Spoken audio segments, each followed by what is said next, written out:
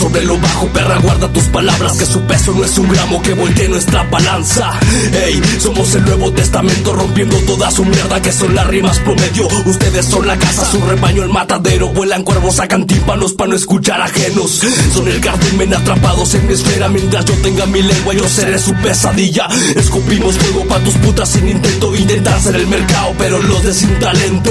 Sobre la cúpula marcando nuestro eslogan, traigo la caña al anzuelo para acechar varias bocas. Son la carnada que mutilan mis parvadas, la me condenando muerta, su eslogan de mala maña. Soy impacto, topados en este acto, no pasos. No me paro, simplemente con este micrófono a punto disparo.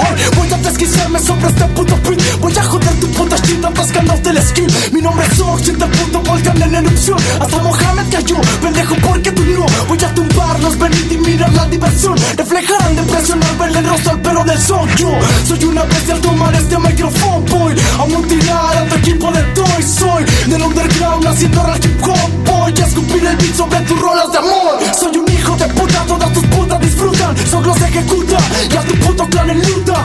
Ellos no luchan, mucho menos escuchan. Siéntense bajo mis pies, la pagarán una por una. ¿Y qué más da si lo doy todo por nada? No espero nada de nadie, todos son carnada. Nadie me dirá qué hacer. Simplemente veré como todos van a perecer. La bestia ha vuelto escupiendo sobre tu cara. Ani Cervantes apunta y dispara para chingarlos en este son basura ante mí, arderá mi micro.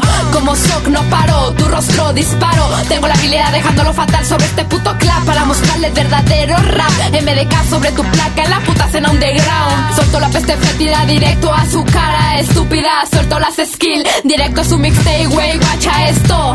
Somos unos locos desde el lado Dardo Guerra, perra. Bajo su sarcasmo directo al decibel, ve, guacha el estilo. Acabo su egoísmo, suelto mucho flow, tanto como un sixmo. No tire tanta mierda si no puedes con ti mismo. Si no puedes con ti mismo.